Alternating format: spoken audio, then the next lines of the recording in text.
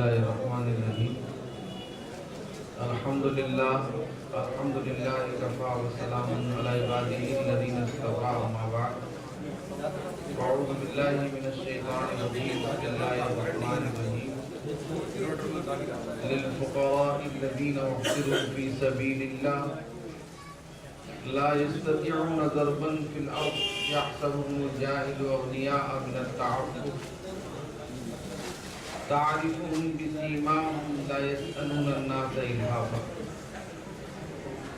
بزرگوں اور بھائیوں اور میرے خوش نصیب ماں و بہنوں، ہم نماز سے پہلے مدینہ طیبہ میں داخل ہو کر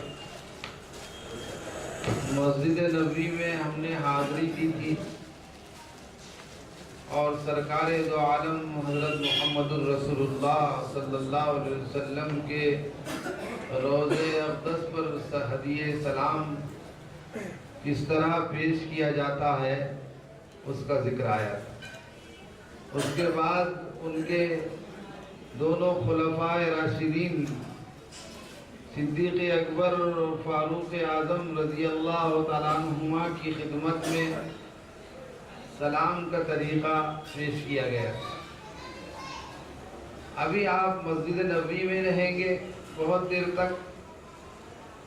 مسجد نبوی میں مسجد کے کئی خاص گوشے اور حصے ہیں جس سے اسلام کی تاریخ ہی نہیں وابستہ ہے، بلکہ وہ حصے بڑی فضیلت رکھتے ہیں۔ وہ جنت کا ایک حصہ ہے، اس میں جنت کی ایک کیاری ہے، جنت کا ایک ٹکڑا ہے۔ حضور اکرم صلی اللہ علیہ وسلم کے روضے سے متصل جو محراب نبوی ہے اور اس سے زمین کا جو حصہ ہے متصل، حضور اکرم صلی اللہ علیہ وسلم کی الفاظ میں سنیے کہ ما بین بیتی و منبری روضۃ من ریاض الجنہ و منبری علی الحوض۔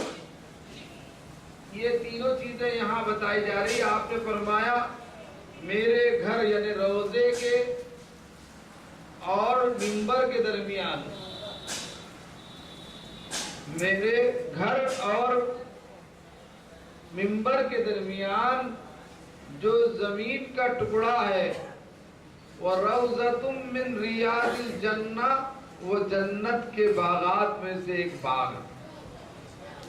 اور میرا منبر قیامت کے دن حوض کوثر پر ہوگا، جس پر تشریف فرما ہو کر جناب نبی کریم صلی اللہ علیہ وسلم اپنی امت کو جام کوثر پلائیں گے۔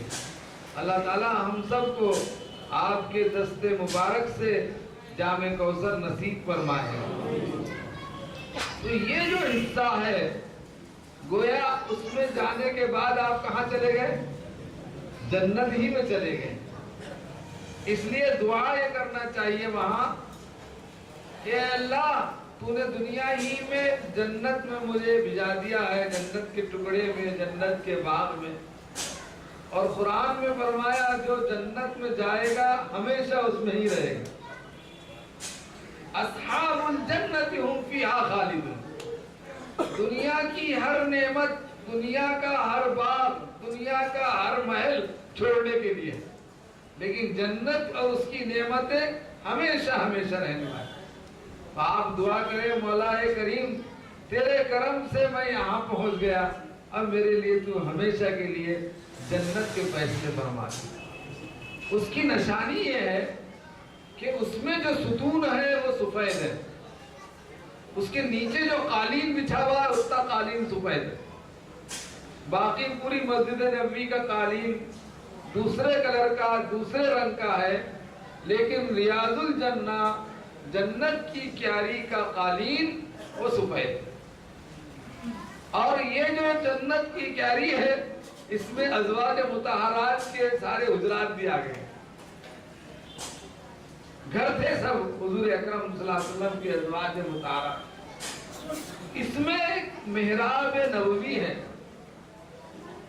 اس مسجد میں محراب نبوی ہے وہ اس طرف سے انگلی بتائیے رؤوف صاحب، یہ اس طرف بتائیے، یہ محراب نبوی ہے، وہ آپ کی لکیریں نہیں سمجھیں گے سب، ہاں یہ محراب نبوی ہے جہاں سرکار دو عالم صلی اللہ علیہ وسلم کھڑے ہو کر اپنے صحابہ کو نماز پڑھاتے تھے، امامت فرماتے۔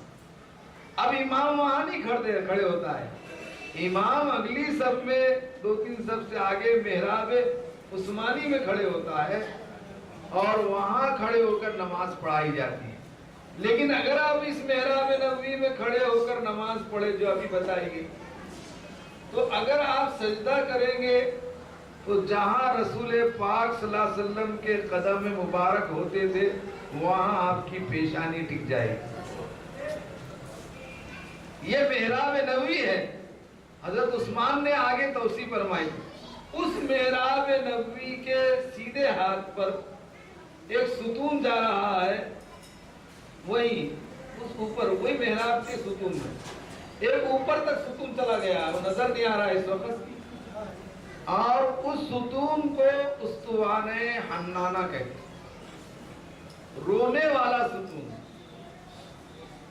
اور وہاں جو نام لکھا ہوا ہے سنہری حرفوں میں، اس کے معنی استوانِ مخلقہ یعنی خوشبو والا ستون، 2 نام ہیں۔ اس کی بڑی تاریخ ہے عجیب و غریب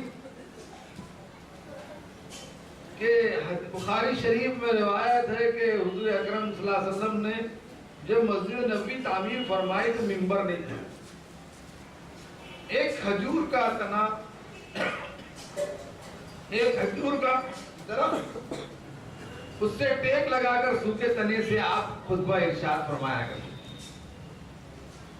ایک انصاری صحابیہ نے یا انصاری صحابی نے اپنے خادم غلام جو کارپینٹر تھا، بڑائی تھا، نجار تھا، اس سے ایک منبر بنایا لکڑی کا، اور وہ منبر جناب نبی کریم صلی اللہ علیہ وسلم کی خدمت میں ہدیتاً بھیجا۔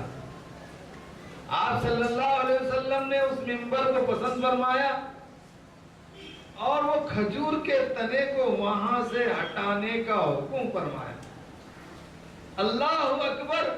اس سوکھے کھجور کے تنے میں اللہ نے کیا محبت بھر دی تھی کہ وہ جیسی ہٹائے جانے لگا تو وہ رونے لگا، جیسے بچہ ماں کو چھوڑتا ہے اس وقت روتا ہے، ایسی آواز صحابہ کرام رضوان اللہ اجمعین نے اس کھجور کے سوکھے تنے سے سنی۔ حیران ہو گئے سارے صحابہ کہ فراق رسول، محبت رسول میں اتنا گرفتار ہے وہ کہ اس کو فراق رسول برداشت نہیں ہوتا۔ اللہ ہم سب کو بھی اس کا عشر عشیر نصیب فرمائے کہ سوکھے پیر تک اللہ کے رسول صلی اللہ علیہ وسلم سے محبت کرتے تھے۔ اللہ کے رسول نے جب یہ منظر دیکھا، آپ آگے بڑھے اور اس پر ہاتھ رکھا، تو سینے سے چمٹایا اور فَالْتَزَمَهُ کہ اس کو سینے سے لگایا اور کہا اما ترضى ان تكون معي في الآخرة، کیا تو اس بات پر خوش نہیں ہے کہ کل قیامت کے دن میرے ساتھ رہو؟ خاموش ہو گیا، فسکت، یہ الفاظ سنتے ہی خاموش۔ اللہ کے رسول صلی اللہ علیہ وسلم نے کہا کہ نہیں، یہ ہمارا عاشق زار ہے، اس کو یہاں سے مت ہٹاؤ، اس کو یہیں دفن کر دو، اسی جگہ پر گڑھا کھودو۔ اور جب گڑھا کھودے جانے لگا اور دفن کیا جانے لگا تو اس سے ایسی خوشبو پھوٹنے لگی جیسے ابھی آپ نے نعت میں سنی، جو بیان نہیں کی جا سکتی۔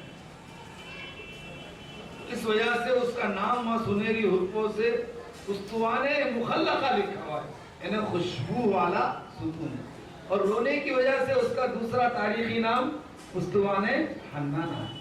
یہ دونوں جگہ موقع مل جائے تو نماز پڑھ کے دعا کرے 2 رکعت نفل، ایک محراب نبوی میں اور دوسرے استوانِ حنانہ کے پاس۔